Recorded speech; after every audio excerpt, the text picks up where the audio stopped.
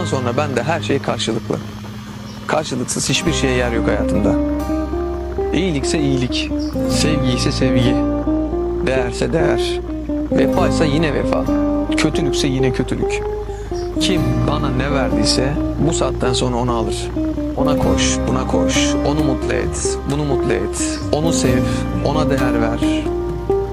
Sonuç, olduğun yerde tek başınasın. Bugün bir düşsen kimse sana koşmaz. Bundan sonra herkes bende ne ekerse onu biçer. Bundan sonra böyle.